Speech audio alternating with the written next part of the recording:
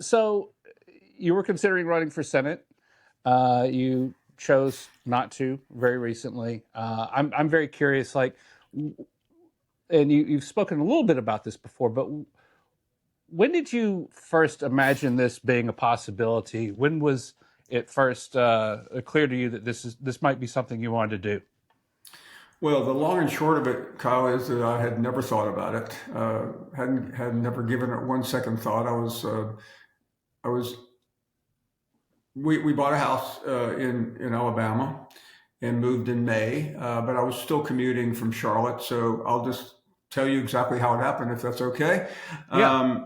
It was it was the very first week of the football season, and when you in the football world, you view everything through the prism of that this is week one, week two. So that's how you're wired. You don't really think of dates, but it was Tuesday of that week, the 26th of August, and I was still operating out of Charlotte for a few more weeks. So, but I was able to do our afternoon show in Birmingham on Monday and Tuesday because I'd been asked. I've done this a couple of times to MC an event for a group called Coach Safely. Jack Crow is in charge of it, the former Auburn and Jacksonville State coach, and I was hosting the event that night in Birmingham with Tommy Tuberville, and there were about 500 people at the Vestavia Country Club. So I'm setting this up only to let you know how it happened, and you're trying to think of a way to lighten the mood.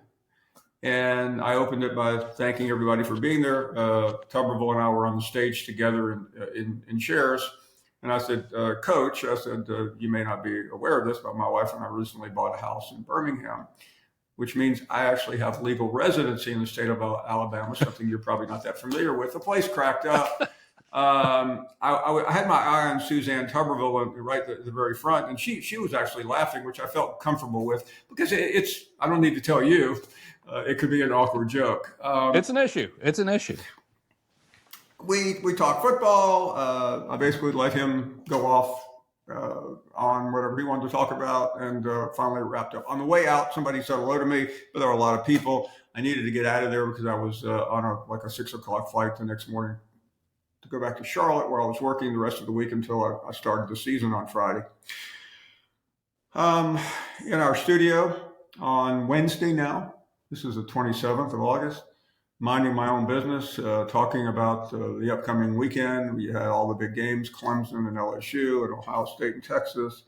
And my phone pinged. And I had sent somebody a note that morning who had said hello to me, but I just didn't have time. And the person wrote back and said, hey, you were great last night. Fantastic interview with Tuberville. We're so glad you're back in Alabama. If there's anything you ever need, let me know. Final line in the text: do you want to run for the Senate? And I'm not sure at that moment, Kyle. I could have told you who the candidates were. I just wasn't paying attention.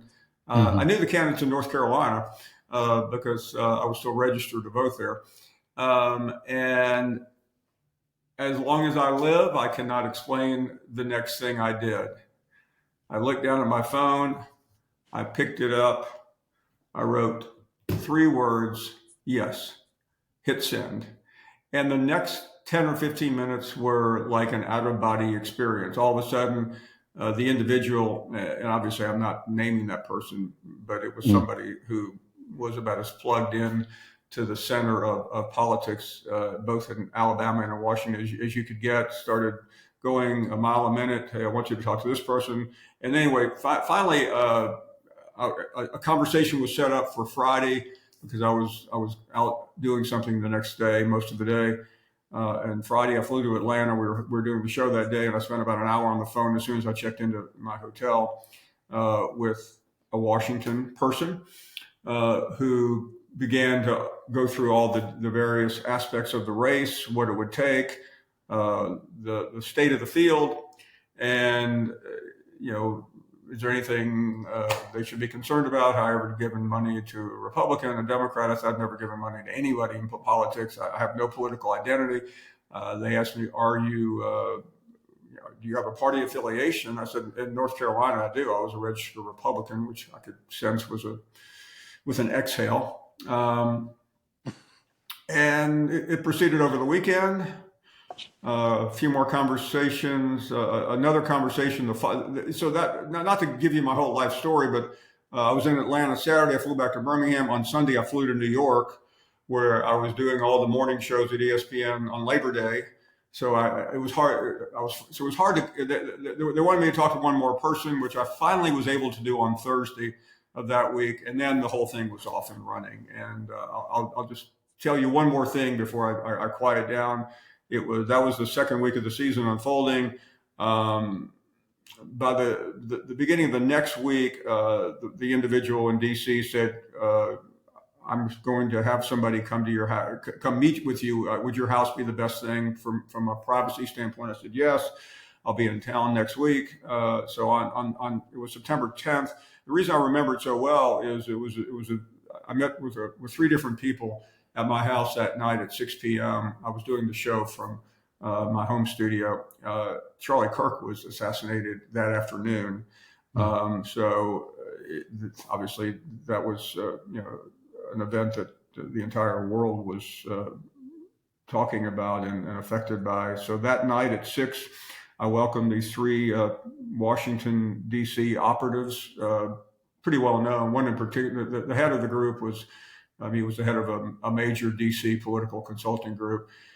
We spent about 4 hours in my house going over the entire race, and we were off and running at that point. Well, what did you,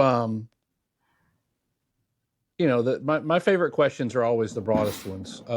What did you learn? We already got through when did this start, but what have you learned from this experience, and what do people what have you seen that people outside of politics who only, have seen this on television might not know about it, that you think that they need to know about it? Well, as somebody who's fascinated by politics, it was like getting a PhD in your favorite subject, but instead of doing it over a year or two period, I did it in a compressed period of time. What I learned mostly was to be successful, you're probably going to have to say a lot of things that you might believe in part, but don't totally believe in, and you almost have to follow a script. Now, I'm not telling you anything you don't already know. You cover politics, and I already knew that. But it's one thing to know it. It's one thing to sit around and listen to other people pontificate. It's another thing to have to do it yourself. And what I found in the end was, people can say whatever they want about me. You're flamethrower, mouth of the South. You're always trying to fire coaches. That's not true. But the one thing that I care the most about in what I do is on a radio TV show that I do every day. People do come together. They may scream and holler. They may call each other names, but it is somewhat of a family, and it involves people from all walks of life, every race, denomination, and that's what I believe in. I don't believe in dividing lines. Yeah, I mean, we may make fun of you if you're a Notre Dame fan or an Ohio State fan, but that's a little bit different. Rocky Top, right? Yeah, but there's a little bit of difference in going down the list of where you're from and the color of your skin and your religion or nationality. And I really struggled with that. Every time I got a little deeper, and I got pretty deep, my wife would say to me, "Are you comfortable saying some of these things?" And ultimately, I really wasn't. But I also knew to be successful, I knew where I was. And to be successful, ultimately, you were going to have to say a lot of things. And that was a real challenge to me. Yeah, I tell people that the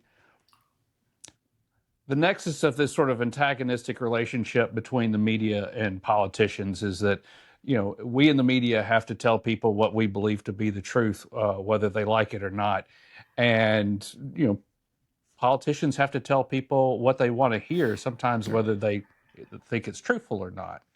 And I'm just curious because you are sort of, I'm sure others have done it, but unique in sort of having, at least for a moment, sort of straddled that fence a little bit, and I'm eager to hear more of what that was like. Well, when you get involved in something like this, the first question is always, is there a path? Because Mm-hmm. you don't because I had to make a very important decision early on, and that was for a couple weeks it was a secret, but after the meeting with the political people, I called my agent the next day. That's a big word, but in the ESPN ecosystem, you have to have an agent because you just he or she is a buffer. So I talked to that person in New York, and I also let the people at the SEC know what was going on because I felt like they were entitled to. I mean, we are partners in the SEC network, and then a couple of days later I talked with the head of ESPN, and the questions really became like, what do you need from us? And what I needed was time. I was looking at about a 30 to 45 day window um, to figure it all out. The political Mm-hmm. consultants were telling me, you got, you may think you're smart, and you may think you're media savvy, but you have no idea what you're about to get into. You at least need to understand the issues. Now that sounds crazy. Here's somebody that's considered about to run for the Senate and needs to become familiar with the issues. But you have to remember, the day before, my only issue was whether Kalen DeBoer would survive at Alabama. He had just lost to Florida State. That was far more Right. important to me than where the Republican Party stood on immigration and the economy and all the things that actually do matter. In Alabama, the only thing that mattered whether DeBoer would survive and whether Hugh Freeze had a future. So they granted me as much time as I needed. Um, we also, came to a very quick. The person said, "Listen, we've never had anyone like this. We've never had a situation like this before."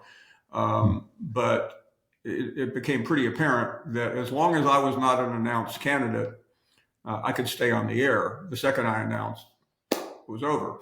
And could I make? Was I okay with that? And the answer was yes. You have to be. I mean, I was all in. I had a lot of people pushing and pulling and telling me what they wanted to tell me. So then it became a really deep dive. And about 2 or 3 weeks into it, the Washington people said, "We want you to come to D.C. We want you to meet with Tim Scott, who is the chairman of the Republican National Senate Committee. We want to take you to go see John Thune. Um, Ultimately, we'll get to the White House, and all this started happening very quickly. And I really was struggling with that. I mean, I'm Kyle. I'm not. I don't. I'm a talk show host, but the odds of me walking through the halls of Congress without running into you or my friend, a couple of my friends who cover was pretty slim. I mean, Mm-hmm. you just don't walk around DC without somebody saying like, "What in the world are you doing here, right in the middle of what Alabama's about to play Vanderbilt or something." I paused on that for a couple of days. I just couldn't. I was struggling, and that might have been the first sign. But and by the time we got to by the time we got to late September, the government shutdown, I think, had either started or was about to, and so that made it even more chaotic in D.C. It was about this moment in time that the consultants, and I know it sounds like I'm blaming everything on them, but they were pretty much dictating my life in politics at that moment. And they said, you know, I think they began to pick up some reluctance on my part. So then they Mm-hmm. came up with an idea for me to test drive this. So they came up with an idea for me to do an interview talking about it and to see how it would play and also find out what are the negatives. Let's get that. Everybody in politics always wants to know. We got to do your Oppo research, and this was a really good way of doing it. So I was going to be in Athens for the Alabama game against Georgia. It just so happened that Clay Travis was going to be there. I've known Clay for 25 years, and we got together about 10 o'clock that night on a Friday night and did an hour interview, which went live on Monday of the next week. Um, in opposition research, and I know there are plenty of consultants out there who are aligned with other candidates who were immediately went to work as soon as they realized that this was a real thing, scouring every single thing that you had ever said. I mean, what is that like to have every utterance that you've ever made in a public space? Because a lot of candidates, and I'm thinking of maybe a former Alabama quarterback, don't have that issue of having so much of that on. I mean, I guess he's done some radio, but having that scrutiny to things that, could very easily be taken out of context and weaponized against them. Well, what was interesting is on day one, on that, going back to that September 10th meeting with the political consultants, they already knew everything I had said within reason. They went Scary. over it. They had, I guess AI does this. I really don't know how you do it, but somebody had gone through years of radio, and it came down to just a handful of comments that I had made, which is pretty amazing. But I rarely, if ever, dip into the political waters. It's just something that's not smart when you're doing a talk show that you're trying to appeal to a lot of people. You're not trying to draw the line. So I had said, I'd called the president infantile on First Take with Stephen A. Smith. I had done I'd said two other things that they thought were alarming. I had complimented Nick Saban for doing a public service announcement during the early days of COVID, when he was calling for social distancing and masking. And I had complimented in another interview Nick Saban for marching with his players in the aftermath of George Floyd.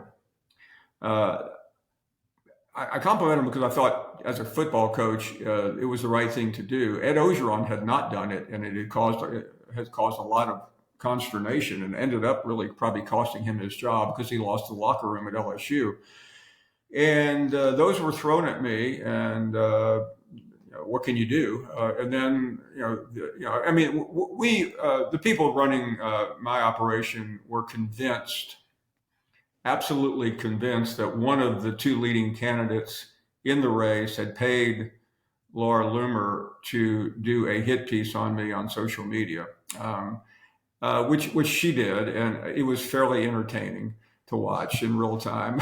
I got a bunch of texts from friends of mine who cover the White House in Washington saying, "Well, you've now you've made it. You've been Loomered," but it didn't really discourage me because I really thought to myself, Kyle, if that's all they have on me, I'm actually in pretty good shape. One thing that did come up was the religion issue, and that seemed to strike a personal nerve. I mean, and that question has come up when Bruce Pearl was considering entering politics. And if you care to, I don't want to push too hard, but can you talk a little bit about that? Because, like, I grew up in Alabama. I did not really consider it to be an anti-Semitic place, but I'm also spent the last few years realizing that maybe I don't know the world around me as well as I thought I did. Can you talk a little bit about that? Yeah, it came up quite a few times. You would meet with somebody, and they would be going through all the parameters of the race and where they thought I was, and then they would finally say, I hate to bring this up, but it was the same thing. You are Jewish, and we think that's a problem. It came up a number of different times. I don't think it was going to be a problem. I just felt confident enough in the people of Alabama that, yes, certain people may not vote for me for that reason, but I never thought it was going to be that big of a deal. I talked to Bruce Pearl about it, and he told me he thought in some ways it would be advantageous because he felt like many evangelicals in Alabama would relate to that very, very strongly, especially with the president being so pro-Israel. I heard from the pro-Israeli lobby in Washington, and that was something that in some ways may have been a positive because there was not a Jewish Republican senator, had not been one for some time. But I definitely talked to Pearl. He got. I thought he was going to run, and I was, quite frankly, I thought he was the best candidate to run.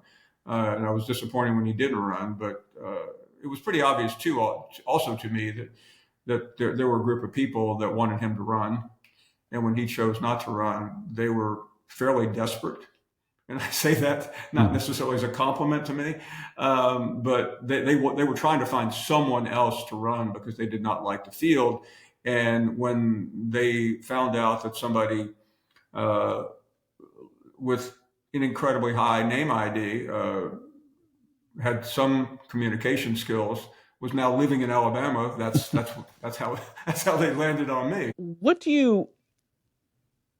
I mean, you've spoken a little bit about this, but what about this experience bothered you? What do you wish were different?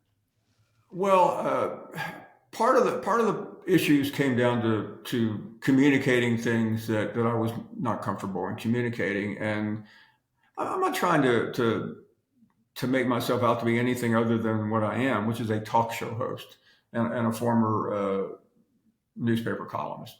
But I Those understand guys. politics, but I also had a difficult time spewing out some of the rhetoric that was necessary. And the thing that got me, and it came up very early on.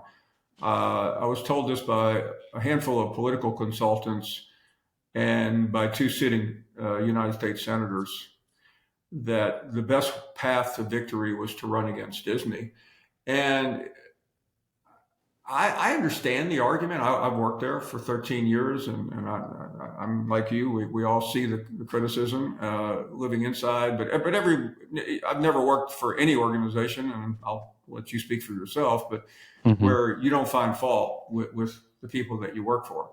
But there's also, my wife finally one night said to me, because I was telling her what they were telling me, and I said, just just open up on Disney, woke Disney, just go down the talking points A to Z. And she said, "Do you think you could really get up there and legitimately run against the people that have employed you for 13 years, who gave you an opportunity out of Birmingham as a fairly local talk show host and put you on a national stage?"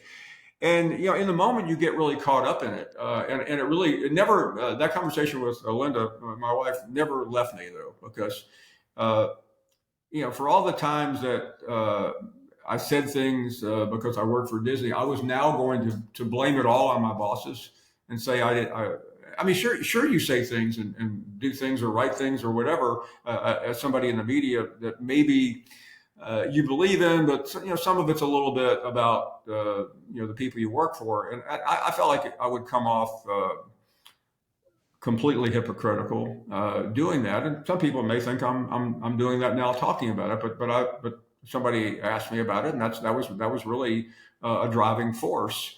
And what kind of representative would I be if I took the paycheck for 13 years? And the second I walked away, just talked about how terrible it was, and how, I mean, there are restrictions sometimes on how far and what direction you go in, but it's my voice, and I couldn't very well blame whatever I had said over this period of time on the people that I work for. These consultants, these sitting political figures that you're talking to, they clearly offered their opinions to you about what it would take to win, what it would take to win in Alabama. Uh, what don't they know about Alabama? What do you think that they have an accurate understanding of what Alabamians are like and what they want out of their political leadership? No, I don't. And ultimately, that was both a positive and a negative, because I would be walking down the street, or being at the airport, or being at a grocery store or a coffee shop, and I'd have somebody say, "Hey, I just want you to know, I'm a Democrat, I'm a moderate, I'm a Republican, I'm whatever, and I like you. I'm going to vote for you." So I think too often in this state, and I dare say it's probably other states as well, we get hung up on what is it all about, and I've seen politicians in this state say, to win in Alabama, you got to think this, you got to think that, you got to. And I think it's basically basically the same echo chamber. Mm-hmm. You're in many ways the Manchurian candidate. You're just being told what to say all the time, and I really couldn't do that. And I had to battle within. Can I be myself? How did I get to whatever state I'm in media?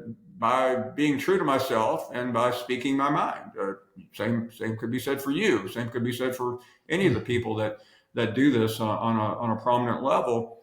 And could I just stand up there in Eufaula or Albertville or Mobile or Muscle Shoals and just literally read from a script that I am being told is the way to win?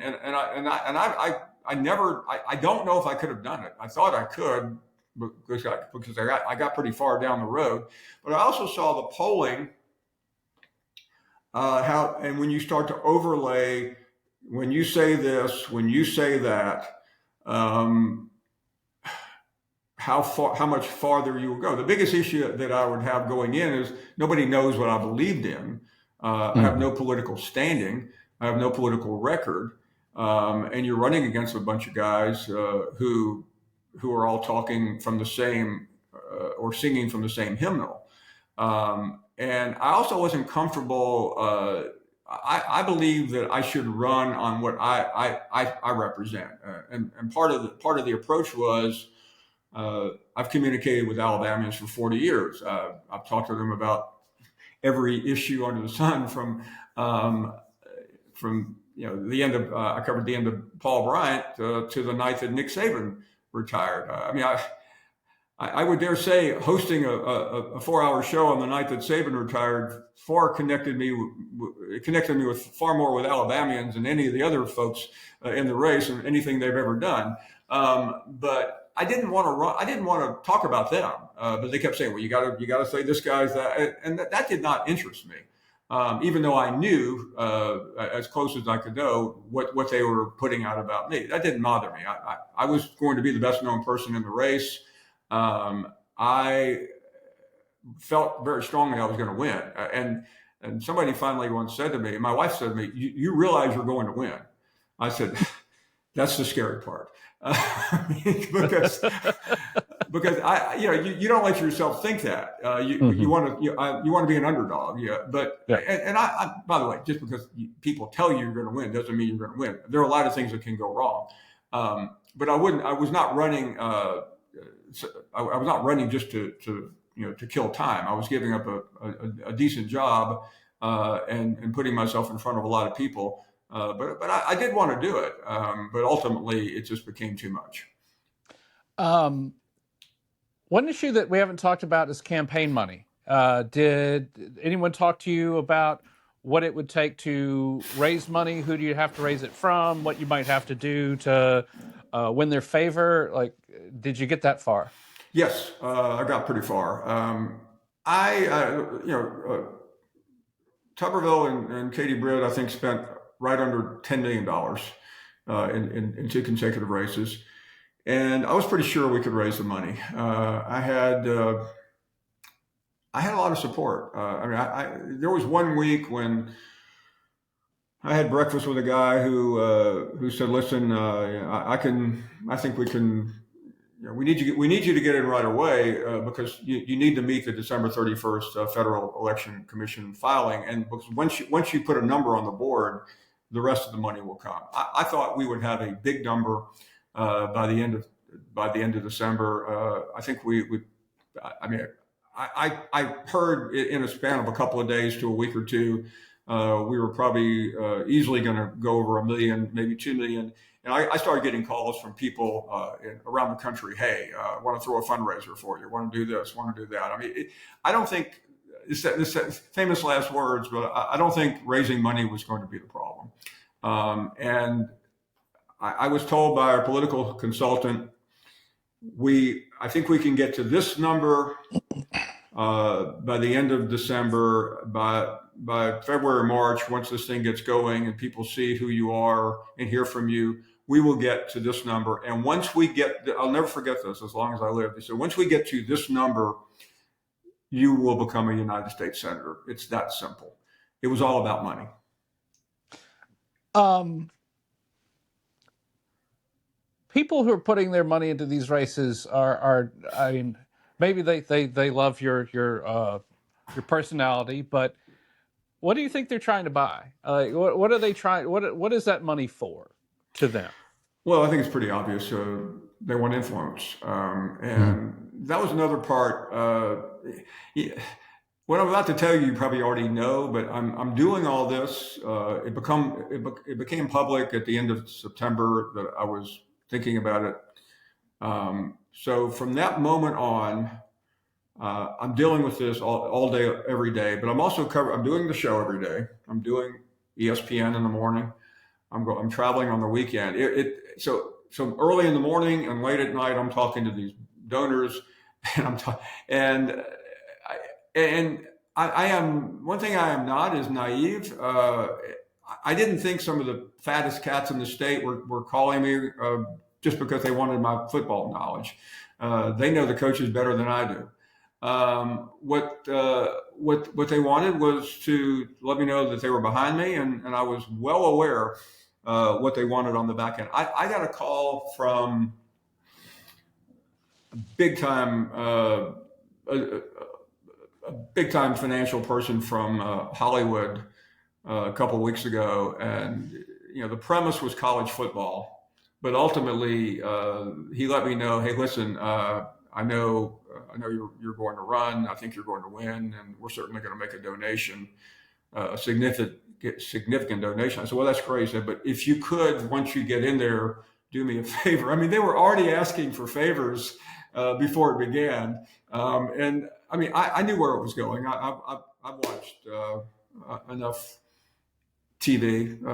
I mean, I knew exactly where it was going. How has this experience changed you? I mean, I think it's made me appreciate a little bit where I work. That number one, that they gave me some time during the busiest time of the year to do it. Um, I I really have enjoyed the experience as bewildering as it has been. The hardest part was when I decided to move on to get notes from people in very high positions. Uh, I heard from a federal judge the other day. I've heard from people in Congress. I've heard from people around the state who say, I'm really sorry you didn't do it. You would have been so good." Now, I don't know what that means, Kyle. I think it means in some ways that they thought that I would not be your cookie cutter politician. Mm-hmm. I also had people warn me. Uh, I had a very prominent person call me right before I got out, who told me, "So, are you really sure you want to do this?" I said, "I do. I believe in this." And he said, "I'm just telling you. I don't know if you've thought about this, but knowing who you are and knowing the kinds of things that you're capable of saying in terms of speaking your mind, I don't know if you're uh, if you're going to be safe, if your life wouldn't be in danger." And that did not push me out of it, but I'm pretty acutely aware of the threats on public officials, why so many people in Congress are walking away. But you do have to think about it. Um, this is not an individual effort. I talked to a number of politicians. I had some friends in Alabama, state senators, people like that. I bet I talked to 5 or 10 different state senators, just trying to understand the state because I didn't, listen, I haven't lived here in a while. But overall, I look back at these last 3 months as very rewarding. Um, but also very eye-opening to something that I suspected, but now can confirm. Politics is as bad as you write about it in your Well, column. I tell people I don't write about politics. I write about character, and I'm curious what you think. Do you think someone can run for an office such as this without compromising their character? Absolutely not. Okay. I think it's impossible because the the conundrum becomes this, and I dealt with this, and ultimately I think I know how I would decide it. It's not being a politician, being a public servant is not so much about your ideology. It's about your constituency. And the important thing is understanding your constituency. And I think that's where a lot of politicians get it wrong. They understand the principles of the policy that got them elected, but I think they often forget the people that they're representing. They're representing all the people. And what I found in this experience is that is not necessarily the case. And I would have had a real problem with that because I would have wanted to hear from people. And I'm not trying to come off as a populist here. I'm a talk show host. But I do think, particularly in this area, too often the politicians just parrot whatever they're told to say. I mean, I know that. I typically end these things with this question, but and I'm sure you've heard this question before. But is there anything that we haven't talked about that you would like to talk about? Is there something here that I've missed? I don't think so. I mean, to me, I'm glad I went through it. I think I would have regretted just saying no that day when the text came in because I think the hard part is knowing what you're capable of and believing that you could make a difference, even though everyone is telling you it's not going to matter. The politics of today is so toxic. It's such a cesspool. But I've talked to enough people up there who I think really do believe that change can be implemented. I think the problem, though, is that, and I know you've written about this in Alabama. I've read it. That too often, we send people up there because we know who they are, as opposed to what they believe in. And I'm not sure I would have been any better than that because I don't think I would have been elected because people understood my policies. I would have probably been elected because I was well known, and a number of people felt like they knew me because of listening or watching me on TV. I'm not sure that's the right way to get elected. What I guess the great frustration is, and as soon as I say this, somebody will say, "Well, why aren't you running?" I really do think I was going to be the best person in the race, and I say that because I think, as in looking at the race for this particular office, I think everybody in there is just saying and doing whatever they have to say or do to get elected. I really believe that I could enact change by listening to people, by communicating with people. But ultimately, that's not really going to matter since I'm sitting here talking to you about not being in the race as opposed to having participated. Do you have any second thoughts now? Is there any regret?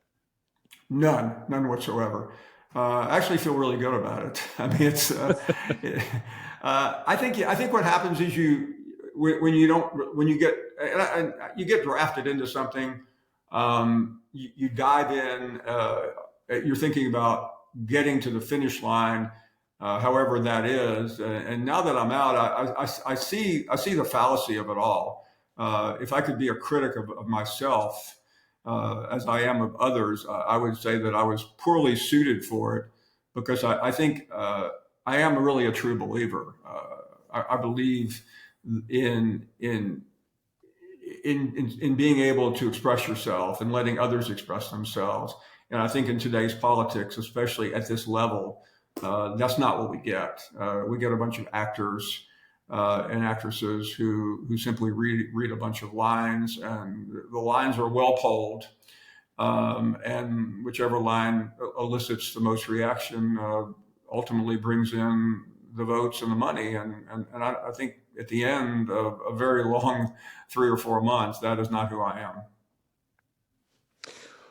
Well, listen, thank you for sitting for an interview, especially on such short notice. And if you decide to get into politics again or dip your toe in, call me first next time, and I'll talk you out of it on the front end.